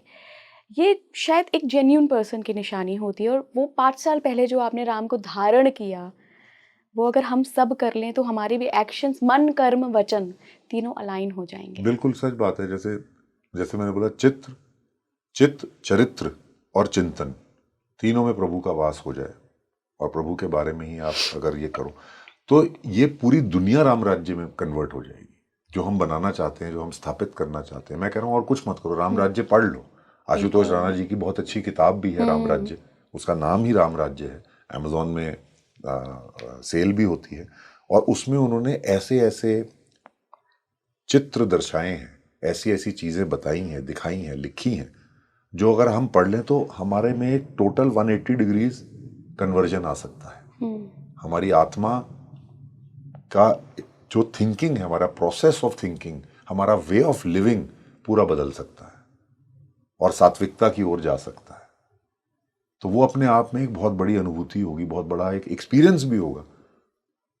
क्योंकि आज एक छोटी सी किताब में अगर हम एक ही किताब है जिसमें सारा कुछ मिलता है, पूरा परम ज्ञान मिलता है जो उन्होंने कूट कूट के उसमें डाला है। तो ये अपने आप में एक बहुत बड़ी चीज है। और अगर हम सब उस पथ पर चल पड़े तो पूरी दुनिया राम राज्य हो जाएगी। और ये बहुत ज्यादा मुश्किल नहीं है, हमें सिर्फ चेंज अपने अंदर लाना है। हर आदमी अगर अपने अंदर चेंज ले आएगा, हर आदमी, हर इंसान अगर अपने अंदर चेंज ले आएगा तो वो चेंज दुनिया में दिखेगा, जग जाहिर होगा। और सामने वाला अपने आप वो भी चेंज करेगा, वो भी करेगा, वो भी करेगा, सारे ही तो चेंज कर गए। जैसे हमारे राम जो चल रहा है मार्केटिंग की वजह से नहीं चल रहा है, हमारे राम जो चल रहा है ये हमारा जो आध्यात्मिक चित्रण है प्रभु को लेकर, उसके बाद जब ऑडियंस उसको देखती है तो हर ऑडियंस जो है वो वर्ड ऑफ माउथ से उसको ट्रैवल करे। It's a chain reaction. एक आदमी 10 को बता रहा है, 10 100 को बता रहा है, 100 1000 को बता रहा है, तो इससे बड़ा मार्केटिंग प्रमोशन हो ही नहीं सकता। आप इसको आपके जो डायलॉग्स हैं, आपकी जो डिलीवरी है, आपके जो एक्टर्स हैं, आपके जो सेलिब्रिटी मिस्टर आशुतोष राणा जी हैं, तरुण खन्ना है इसमें देवादिदेव महादेव के रूप में, आप खुद हैं, मैं खुद हूँ, और जितने भी हमारे एक्टर्स हैं इसमें, वो सारे के सारे यही कोशिश में है कि हम एक्टिंग ना करें, हम अपना समर्पण दिखाएं। और जब वो समर्पण दिखता है तो वो हृदय पे असर करता है। और जब हृदय पे कोई चीज असर करती है, जैसे मैंने आपको पहले बताया, तो वो हृदय से वो आगे बात करेगा, और दूसरे इंसान को जिसको वो बात करेगा, जिसने वो प्ले नहीं देखा, उसका हृदय सुनेगा, उसकी आत्मा सुनेगी, और वो जरूर आएगा देखने।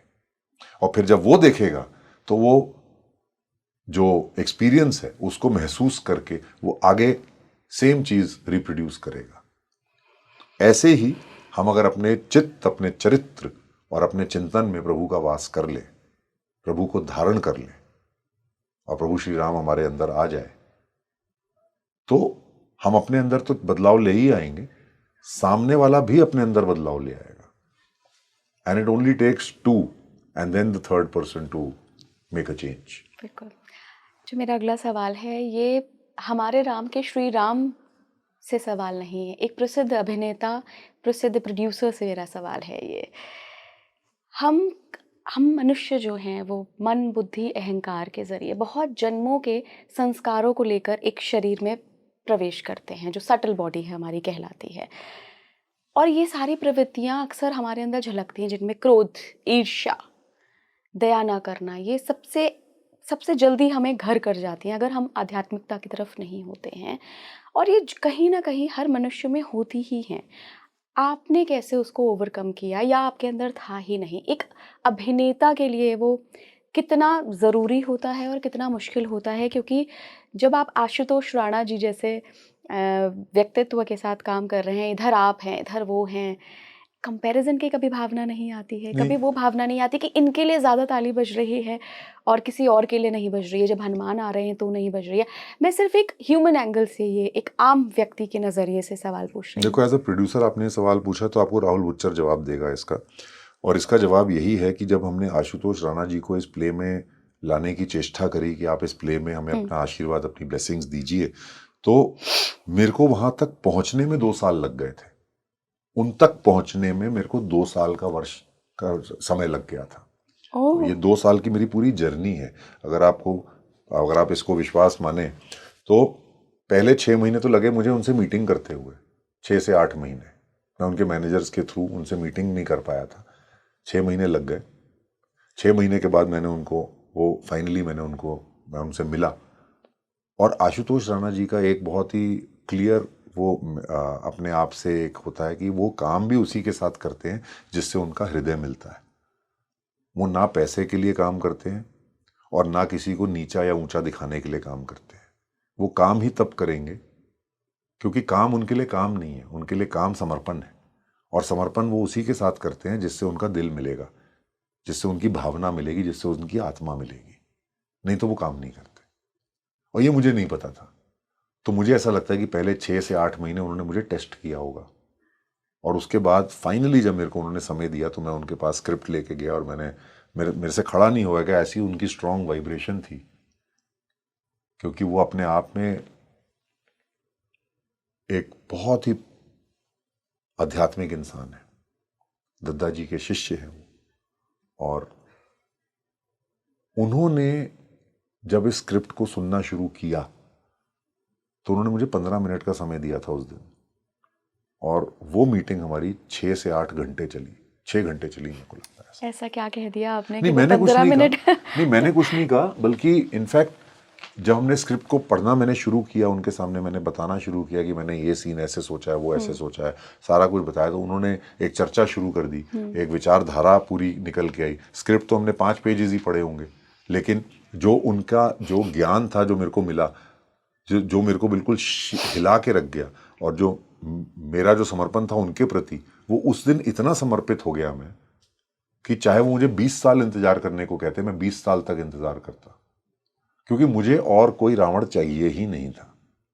तो जब मेरा ये समर्पण था उस इंसान, उस आत्मा के प्रति, तो आज अगर उनको मैक्सिमम तालियां पड़ती हैं तो मेरी तो आत्मा तृप्त हो जाती है। मैं इतना इतना खुश होता हूं कि हमने इसी दिन के लिए तो आशुतोष राणा जी के साथ हाथ जोड़ के उनसे आशीर्वाद मांगा था। आज ये प्ले चल रहा है उनकी वजह से चल रहा है। मुझे लगता है सबकी नहीं, वजह से सबकी वजह से चलता है, लेकिन देखो आदमी, ऑडियंस जो होती है वो आशुतोष राणा जी लेजेंड है, और लोग उनके दुनिया भर में, चाहे उनके पॉडकास्ट हों, चाहे उनके जो अपना जो उनका जो पंचतंत्र चैनल है उसमें उनका ज्ञान देखते हैं, सुनते हैं। 6-6, 8-8 लाख लोग उनके एक एक वीडियोस को देखते हैं। एक उनका वीडियो 2.2 करोड़ व्यूज कर गया है वो वीडियो। ऐसे लोग उनको देखते हैं तो वो उनसे कनेक्टेड फील करते हैं। तो जब लोग उनसे कनेक्टेड फील करते हैं तो डेफिनेटली अगर वो किसी प्ले में है और आपको साक्षात अपने सामने देखना चाहते हैं तो वो उस प्ले को देखने आएंगे। उसके बाद उस प्ले में, जैसे मैंने कहा, प्रभु का वास है, प्रभु का आशीर्वाद है, तो लोग प्ले को भी पसंद करते हैं, उनको पसंद करते हैं, प्ले को पसंद करते हैं, बाकी कैरेक्टर्स भी उनको अच्छे लगते हैं, बाकी एक्टर्स भी उनको अच्छे लगते हैं। तो ये अपने आप में हर चीज का एक मिश्रण है। लेकिन जो स्टार्ट हुआ वो स्टार्ट ही नहीं होता अगर वो आशीर्वाद ना देते। मैंने उनको बोल दिया था, मैंने कहा अगर आप इसमें रावण नहीं करेंगे तो मैं इसको शेल्फ कर दूंगा। मैं इस प्ले को आगे लेके ही नहीं जाऊंगा, और पूरी दुनिया वंचित रह जाएगी ऐसी महान कृति को देखने से। जो ये एक महान कृति बन के आया, ये प्ले लोगों की जिंदगी में बदलाव लाया है, लोगों के आत्मा में बदलाव लाया है, पूरे इन्वायरमेंट को बदल दिया है, वातावरण में, चिंतन में, लोगों की विचारधारा में जो बदलाव और अच्छाई की तरफ जो एक रुझाव हुआ है लोगों का इसको देखने के बाद। लगभग 8 लाख लोगों ने देखा है इसको, और कम से कम 2 करोड़ लोग जानते हैं इस प्ले के बारे में। तो वो नहीं होता। उसके बाद भी उन्होंने लगभग 1 साल लगा दिया, क्योंकि उन्होंने स्क्रिप्ट में, क्योंकि अगर आशुतोष राणा जी कोई चीज कर रहे हैं तो वो मर्यादा के विरुद्ध तो नहीं हो सकती, तो उन्होंने स्क्रिप्ट में चेंजेस किए, उन्होंने कहानी की जो नैरेटिव था उसमें अपना उन्होंने योगदान दिया, और विदाउट एनी सेल्फिश इंटरेस्ट कि प्ले अच्छा बने। प्ले से बड़ा कुछ नहीं था उनके माइंड में, क्योंकि वो भी तो समर्पित इंसान है, वो भी एक समर्पित आत्मा है। और मेरा मानना ये है कि राहुल जी, हम सब निमित्त हैं। ना आप कुछ कर रहे हैं, ना आशुतोष जी कुछ कर रहे हैं, ना इला कुछ कर रही हैं। मैंने वही बोला, अब हम कर नहीं रहे, हम कुछ नहीं कर रहे, अब ये प्ले हो रहा है। हमने पहला शो जरूर किया, करने की कोशिश की, पहला सीजन 6-7 शोज का। उसके बाद तो ये अब हो रहा है। होने और करने में बहुत फर्क है। अब हम इसको कर नहीं रहे। इला ब्रिज में एक लाइन गाते हैं, करते हो तुम कन्हैया, मेरा नाम हो रहा है। मेरा नाम हो रहा है। हम तो कहते हैं हमारा नाम भी आप ही का हो रहा है, हमारे राम का नाम, हमारे राम। और राम मेरे थोड़ी है, नाम आपके थोड़ी, राम तो हम सबके हैं। तो coming back to this point, तो मेरा उनसे कोई कंपटीशन नहीं है। I am a very secure person, क्योंकि मेरी जिंदगी में वो है। मैं सच बता रहा हूँ, ये मेरा उनके प्रति प्यार, समर्पण, मेरा भाईचारे वाला जो विश्वास है, मेरी आत्मा उनकी आत्मा की समर्पित है, के प्रति समर्पित है। तो मेरे लिए कोई कंपटीशन नहीं है। मेरे लिए, मैं चाहता ही था कि ये सब चीजें हों जो आज हो रही हैं। ये कहीं ना कहीं मेरे अंदर अनुभूति थी, और उनके यश से हम सबके यश चमक रहे हैं। उनके आध्यात्मिक ज्ञान से हम सब आध्यात्मिकता के समंदर में तैर रहे हैं। मैं मजाक नहीं कर रहा। उनकी वाइब्रेशन से हम सब चल पा रहे हैं, उनके मैग्नेट से हम अट्रैक्ट हो रहे हैं। ये है आशुतोष राणा। आप उनको मिली नहीं होंगी शायद, इसलिए आप जान नहीं पाएंगे, लेकिन आप उनके वीडियोस, उनके पॉडकास्ट, उनके जो विचार हैं, उनकी जो प्रभु के प्रति जो उनका समर्पण है, आप उसको अगर देखेंगे वीडियोस के माध्यम से तो आपको पता चलेगा मैं क्या बोल रहा हूँ। और जब साक्षात आपके सामने होंगे तो आपको ऐसा लगेगा कि कोई एक पवित्र आत्मा आपके सामने है। मैं तो आपके सामने बैठी हूँ, मुझे आप में भी वो पवित्र आत्मा दिखाई आई एम दे अ रही रिफ्लेक्शन, है। I am just a reflection of my समर्पण, I am a reflection of my भक्ति, I am a reflection of Ashutosh Rana दद्दा जी बुलाते हैं हम उनको। और देखिए ये भी बहुत बहुत बड़ी चीज़ है कि पॉडकास्ट पूरा लगभग 40-45 मिनट का बीत गया है और ज़्यादातर बातें आप आशुतोष राणा जी की ही कर रहे हैं। ये सब अपने कुछ आप में सीखा, एक देखो मेरे गुरु हैं, सब कुछ हमने सीखा भी उन्हीं से है और इसमें कोई डाउट नहीं है। जब गुरु पूर्णिमा होती है तो मैं सबसे पहला मैसेज ही उनको करता हूँ। ये 2-3 साल में जो बदलाव है, बिल्कुल। और मैंने नहीं कभी लाइफ में सोचा था कि मेरे कोई गुरु नहीं है, ओके, तो मैंने नहीं सोचा था कि मैं उनको अपने गुरु रूप में किसी को भी मैं बहुत सुंदर। समर्पित हो जाऊंगा। लेकिन उनका चरित्र ऐसा है कि वो आपके अंदर अपना घर कर ही लेंगे। राहुल जी, हम जब भी श्री राम की बात करते हैं तो अक्सर मैं देखती हूँ कि माँ सीता की बात रह जाती है, लेकिन मैं आज इस पॉडकास्ट में माँ सीता की बात भी करना चाहूँगी। जगत जननी है, जगत जननी जगत जननी है, माँ शक्ति है। प्रभु श्री राम और सीता माता एक ही है। आप हमारा ये प्ले देखेंगे तो उसमें लास्ट में हम बोलते भी यही सब है क्या? कि जहाँ प्रभु हैं वहीं माता है, जहाँ माता है वहीं प्रभु है। इनको कोई अलग कर ही नहीं पाया, ये कभी अलग हुए ही नहीं और ना कभी हो सकते हैं।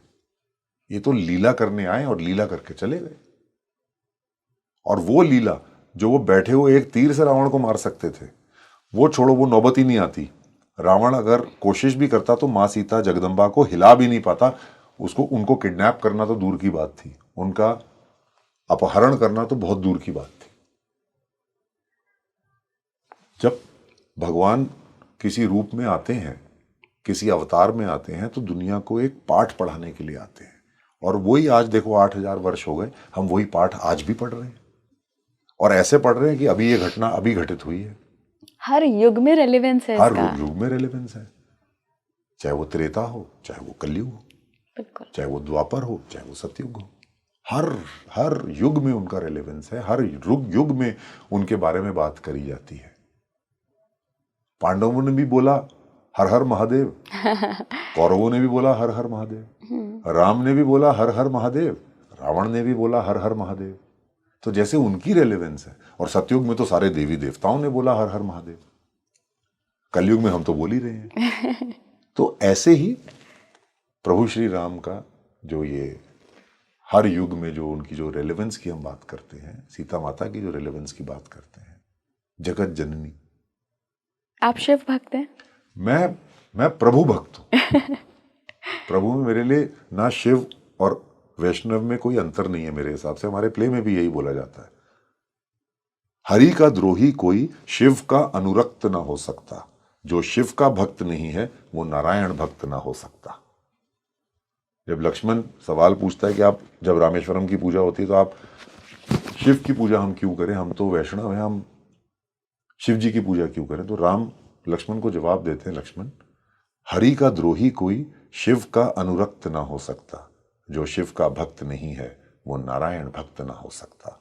अंतर न शैव और वैष्णव में, अंतर न शैव और वैष्णव में जग को संदेशा देना है, शिव के परम भक्त के वध से पूर्व आशीष शंभू का लेना है। बहुत सुंदर, बहुत सुंदर। हाँ, तो तभी उनका नाम रामेश्वरम है। हाँ, राम के ईश्वर, रामेश्वर, राम ईश्वर। राम के ईश्वर कौन? शिव। हर हर महादेव। और शिव के ईश्वर कौन? हरि। शिव। हर और हरि में कोई अंतर अंतर नहीं। नहीं है। ये हम लोगों ने कलयुग में एक 2 वर्टिकल्स बना लिए और हमारा प्ले उन वर्टिकल्स का जवाब देता है। जो मैंने आपको अभी पंक्तियां सुनाई वो हमारे प्ले से ही है, हमारे राम से ही है। बहुत बहुत ही अच्छा लगा मतलब आपसे बात करने का अनुभव बहुत, मुझे ऐसा लग रहा था कि मैं किसी ऑडिटोरियम में बैठी हुई हूँ। भले ही वो सारे दृश्य नहीं चल रहे हैं, भले ही आप उस कॉस्ट्यूम में नहीं हैं, लेकिन वो ऊर्जा मैं महसूस कर पा रही हूँ। और मुझे लगता है मेरी ऑडियंस भी वो ऊर्जा, वो शब्दों की ऊर्जा, वो श्री राम की ऊर्जा, वो हमारे राम की ऊर्जा महसूस कर पा अगर रहे अगर वो होंगे। महसूस ऐसा कर रहे हैं तो मुझे, और जहाँ तक कॉस्ट्यूम की बात है, मैं चौबीसों घंटे उस कॉस्ट्यूम, उस वेशभूषा में मेरी आत्मा रहती है। और वही मैं आपको स्मरण कराने की कोशिश कर रहा हूँ कि कॉस्ट्यूम और नो कॉस्ट्यूम, प्रभु का वास हर इंसान में होना चाहिए। और जब तक वो वास रहेगा तब तक श्वास रहेगी, और जब तक श्वास रहेगी तब तक वास रहेगा। हनुमान जी महाराज भी तो यही कहते हैं, जब तक हनुमान जी हैं। हनुमान जी कौन थे? पवन पुत्र, मतलब पवन। जब तक श्वास है तब तक आप हो, जब श्वास निकल गई तो आप खत्म। बहुत बहुत धन्यवाद राहुल जी जुड़ने के लिए। जय जय सिया राम। जय जय सिया राम। एक मेरी ऑडियंस के लिए मैं जवाब लेती हुई जाऊंगी, कितने दिन और हमारे राम रहेंगे अगर उनको देखना है?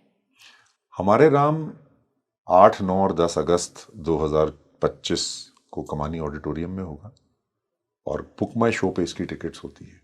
तो अगर किसी भी ऑडियंस मेंबर को, किसी भी आपके श्रोता को अगर हमारे राम देखना है किसी भी ऑडिटोरियम में आके, तो बुक माई शो पे जाएं। वहाँ पे प्लेस कैटेगरी है, प्लेस की कैटेगरी में कम से कम 25 सिटीज़ में आपको मेंशंस आ जाएंगे, डेट्स आ जाएंगे। आपकी जो भी आपका शहर है या जो नियरेस्ट टाउन है, वहाँ पे हमारे राम किसी ना किसी डेट पे ज़रूर हो रहे होंगे। ये नाटक हो रहा होगा, आप इस नाटक को देखें और इसका एक अंश भी अगर अपने जीवन में धारण कर लें तो मुझे ऐसा लगता है हमारा ये जो मंचन है ये सफल हो जाएगा। बहुत बहुत धन्यवाद आपका जुड़ने के लिए राहुल जी। सौभाग्य मेरा इला कि आपने मुझे आज यहाँ पर आमंत्रित किया, और मेरा सौभाग्य है कि मैं आपकी जनता, आपके ऑडियंस, आपके श्रोताओं के सामने कुछ अपने विचार प्रकट कर पाया। मेरा अनेक अनेक सौभाग्य है। 1 घंटे का ये पॉडकास्ट था। अगर आप यहाँ तक पहुँचे हैं ना, तो मुझे लगता है आप सचमुच श्री राम भक्त हैं। ऐसा नहीं है कि अगर आप नहीं पहुँच पाए हैं तो भक्त नहीं हैं, लेकिन कहते हैं ना, सच्चा भक्त अपने ईश्वर के साथ समय नहीं देखता है, वहाँ समय की सीमा ना खत्म हो जाती है। तो अगर आप आए हैं तो बधाई हो। कहाँ से देखा है आज आपने इस पॉडकास्ट को, मुझे ज़रूर बताइएगा। आप किस सिटी से, किस शहर से, किस देश से देख रहे हैं, और क्या आपने राम को अपने जीवन में धारण किया है किसी भी रूप में? आप पढ़ते हैं, सुनते हैं, देखते हैं किसी भी रूप में? अगर ऐसा है, कमेंट बॉक्स में बताते हुए जाइएगा। जुड़े रहिए स्पीकिंग ट्री के साथ। नमस्कार।